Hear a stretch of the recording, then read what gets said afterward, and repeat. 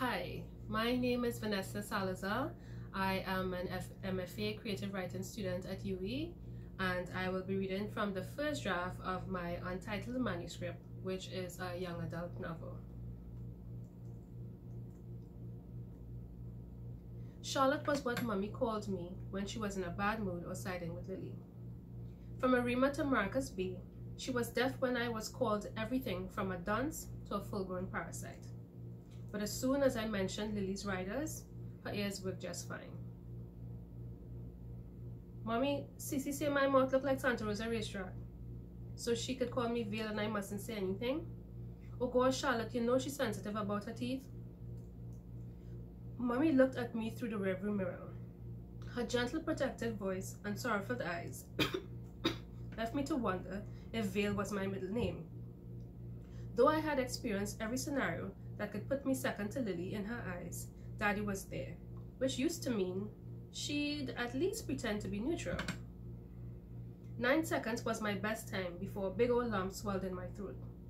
I looked out my window and tried to blink reckless tears back in my eyes.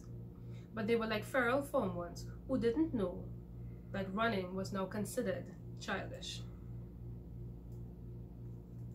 Lily poked my ribs and pulled at my t-shirt as if nothing had happened. The 2 minutes I had on her was her license to annoy me for life. To her, and really everybody except Daddy, she was the baby of the family. Maybe it was a coincidence. I chose to believe Daddy thought I had enough when he began to take corners with a speed that slid us across the leather seats.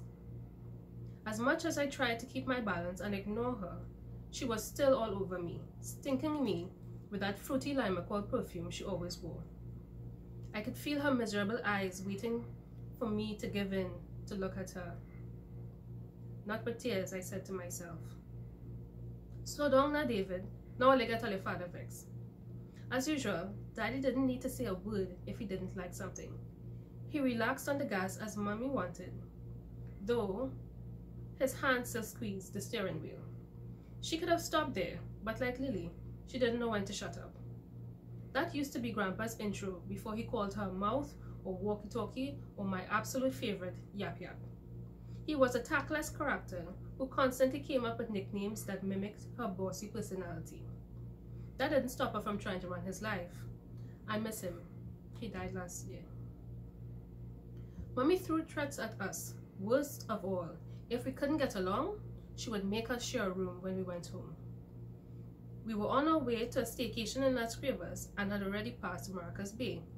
She quarreled until we drove onto the unpaved driveway of the beach house we had for the long weekend. From outside, it was basic, fenced with plants, and the walls needed a coat of paint. Nevertheless, it was a free weekend in a beach house, a perk from her job. I wasn't sure what she did at work, except that she made her boss a lot of money. He rewarded her quite often, so I couldn't understand why we didn't live in a bigger house. There was a wrought iron gate shielding a front door that a child could kick down. From the looks of the outside, I wasn't expecting much different inside. So when Lily and I rushed to choose the best bedroom and saw that they were all air-conditioned with big beds, I laughed to myself for the relief I was sure my parents would feel. I walked back into the living room to tell my father. He was pushing large wooden doors open, allowing sunlight to cheer up the once drab room. We walked out to the massive veranda to unobstructed views of sea, sand, and forest, any direction you turned. Nature was showing off for sure. However, what made me scream for Lily was the infinity pool. Mommy came too. She knew it was there and wanted us to be surprised. She said her boss had big plans for the house. We had visited 3 of his other homes over the years. They were all very posh.